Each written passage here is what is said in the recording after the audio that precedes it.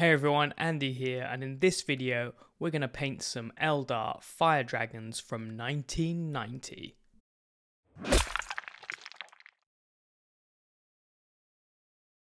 In the last video I painted the brand new striking scorpions, and you guys seemed to enjoy that video and I really loved doing it, and I actually managed to get some games in, which was super cool to paint something brand new and actually have an army to go with it, which is kind of rare for me, so it was a nice feeling. And kind of the reason I started the Eldar army in the first place, because I thought every time a new aspect warrior comes out, then I'm going to be able to add it to the army and, you know, do a new video for it, because it's really hard to balance doing content.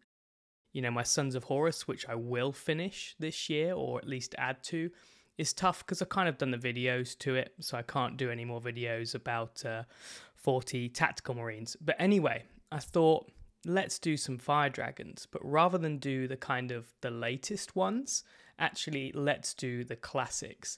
And I really hope that fire dragons get new models, you know, this year or next year, sometime soon.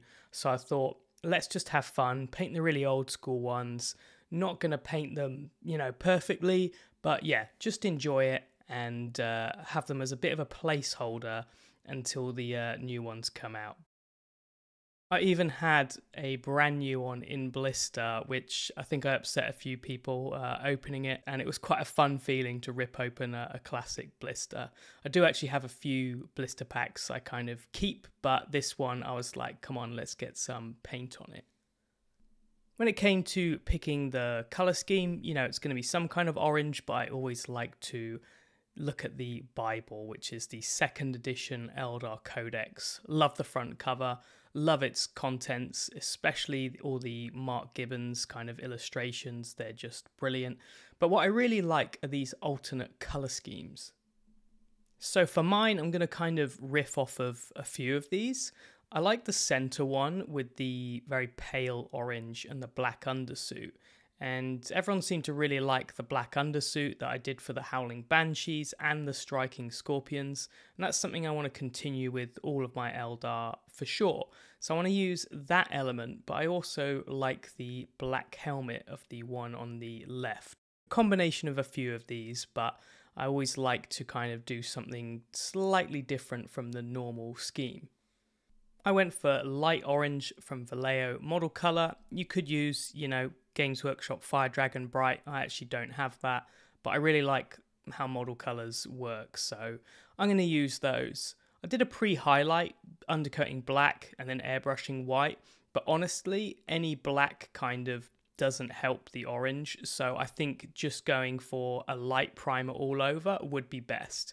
Probably Wraithbone, and if you're not using an airbrush, I would just go for Wraithbone all over and then hand paint your palest orange, which here is light orange all over. I'm just using the airbrush to get it on there, but for sure you can follow this if you're just using a brush.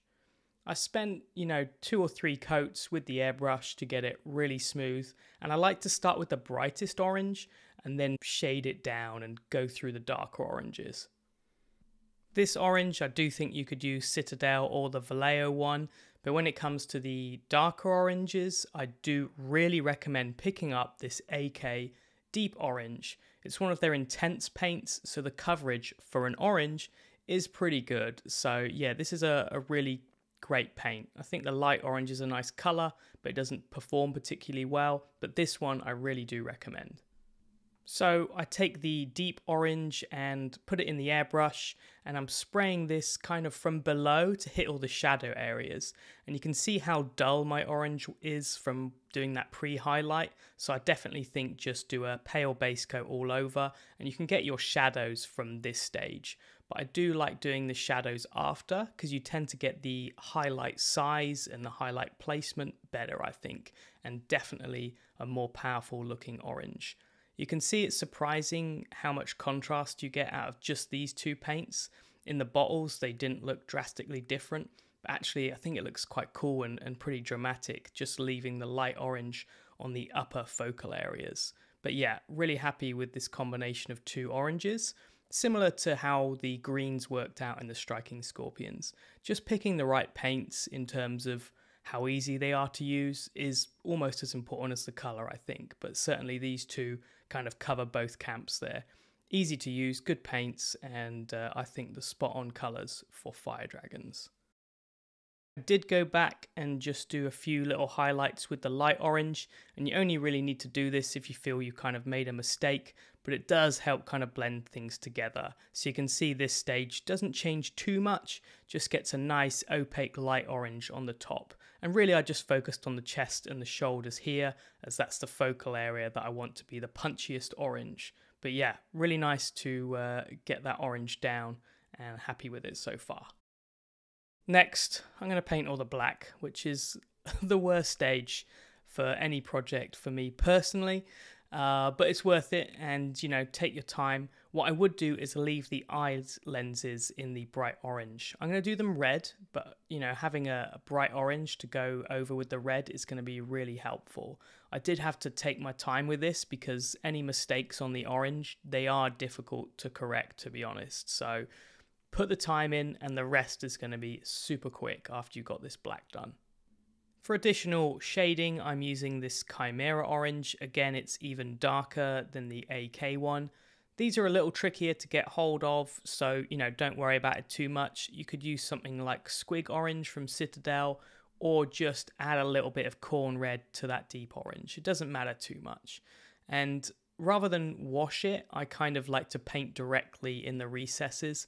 I'm not going to focus on edge highlighting too much. Instead, I'm going to get my definition through lining things, and not black lining or doing it particularly dark, but just with this deeper orange to outline the pecs. And I don't really feel the need to edge highlight if I've done this. I think that we've got enough highlighting and it looks pretty cool. If you do want to edge highlight, I would recommend Golden Yellow from Model Color. Again, it's just one of those paints where it has surprisingly good coverage and it works really well. And it's perfect for highlighting lots of things actually. You know, skin, non-metallic gold. And here, yeah, you can get really crispy edge highlights with it pretty easily because it does actually have nice coverage. I think there's a lot of white in there, which means, yeah, it covers well or something like that. But I definitely recommend picking up that paint too. For the metals, going to keep it super easy, and I was really happy with how they turned out on the Striking Scorpions. So just a nice smooth base coat of the amazing Decayed Metal again. Highlights are going to be with Rune Lord Brass, and you can do a mix with Decayed Metal if you want to transition more subtly, or you can just do kind of finer edge highlights with the Rune Lord Brass. Kind of up to you how much time you want to put in and the style that you like. I was happy where it was going, but I thought the helmets might end up a little plain. So I went back to the reference of those alternate schemes, and I liked the helmet with the flames, but I've obviously done mine black, so I decided to kind of reverse this and paint on some yellow flames. I thought that Sahara yellow I used for the Striking Scorpions was really good, and it just took a couple coats to get a pretty decent opaque yellow, so I just went for that. And you know, don't be afraid of this, just dive in and have a go. Because it's over black, it's really easy to sharpen these up. I found it was pretty difficult to do this right on camera, so I ended up, you know, filming the little bit for this video and going in with the black and just getting them a little bit sharper. But yeah, just look at some references for those old school flame designs and yeah, have fun. This is the sort of thing where I think it can be, you know, worrying, thinking, oh, I can't do a freehand, I'll just won't bother. But actually, it is kind of fun, and have a go. And even if you don't do it perfectly, it still looks really cool. And yeah, I didn't spend too much time on this. I didn't highlight it, just got a nice opaque yellow.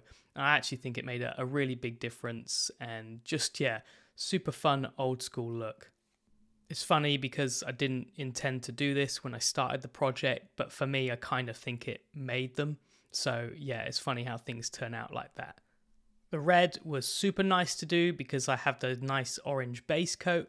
I base coated over the orange with Vermilion from Vallejo, and it's just a little bit punchier and more vibrant than, say, Evil Sun Scarlet, but Evil Sun Scarlet is fine.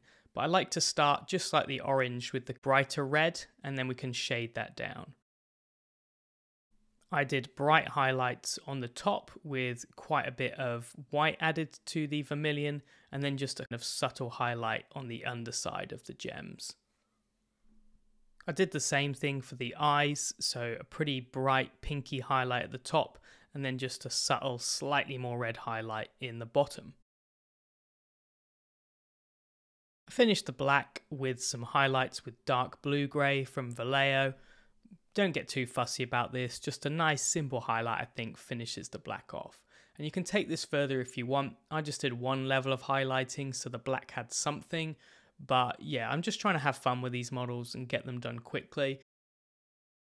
The basing is going to be the same as the Striking Scorpions. So I glued the sand on and then yeah, just did my Rhinox hide wash over the sand. And you can see how fast it is to apply that paint over the raw sand. I kind of love doing bases this way rather than priming the sand. Yeah, I really think it's efficient. And then the ground base medium, absolutely love this stuff. If you've seen it before on the videos, you've probably seen it a few times, but it's just a great product, and just sprinkling that over the Rhinox hide, yeah, it just adds a nice subtle extra dimension, I think, to the plain brown bases. I improved my tuft technique by putting dots of PVA glue where I want the tufts to go, rather than dipping the tufts in PVA glue before. So yeah, just a subtle improvement on how to do this. It's really easy to put tufts on, obviously, but across a whole army, it can take forever, and just little things like the tufts sticking to the tweezers or not sticking down properly on the base can be frustrating when you're doing, say, 100 tufts at a time, which is yeah, what I've done in the past when I based a lot of my army. So yeah, I've kind of improved my efficiency here, but I do love this combination of dark tufts with the ground base. And for now, that is my finished unit of fire dragons. I think these look really, really cool, and yeah, I love the yellow flames. Like I said earlier, I really think that elevated the unit, and they're kind of old, kind of tiny, but you see here next to the Terminators at the time, I think this Terminator was actually later, and it kind of works, it kind of fits in. You can kind of see how well the design of the Eldar has stood up actually. Compared to the latest Terminator, they are pretty tiny, but I still think they're cute and super fun models. I've also painted some Dire Avengers, and these are on the Patreon now. And a few of you asked where the Howling Banshees videos were and how I painted my Farseer and the Autarch, and these are over on the Patreon. If you don't know the channel too well, Cult of Paint consists of myself, Andy, and Henry, and basically we both do a video every single week, but Henry mostly does YouTube and I mostly do Patreon. So yeah, you'll find most of my army stuff and my Golden Demon stuff on the Patreon, and then sometimes I do videos for YouTube, which is really nice to me. But this week did these Dire Avengers alongside the Fire Dragons, so check out our Patreon if you want to see more Eldar content. Anyway, I hope you enjoyed this video as well as the Striking Scorpions one. I really enjoyed doing these tabletop level aspect warriors. I do hope we get new Fire Dragons and the Phoenix Lord to match, of course. And I didn't want to spend ages on these, like I've said, in case we get those pretty soon. And they're such old models, you know, trying to paint details perfectly is a little bit frustrating because they're pretty wonky and not perfect casts and things like that. So I think fast and fun is the way to go, and certainly it was a nice little project to start the year for me. There's a lot of talk around this time of year of new year, new army, but Henry and I thought, nah, it's about new year, old army and finishing old projects. So for me, you know, starting out with something really old like these Fire Dragons was fun, but I think just really finishing off the Eldar is my aim for this year. I will do a new army at some point, but I certainly don't want to go along with that kind of new year, new army thing. I think it's cool, but many of us have probably got our armies hanging around and, you know, loads of boxes of stuff we've already bought. So for me, it's really nice to pick up things I've already bought and paid for and just finish them off. So yeah, I urge you to follow along with us, and we're going to use that kind of hashtag of New Year Old Army, and yeah, we can see what you guys get up to. Anyway, looking forward to your comments, and we'll see you in the next one.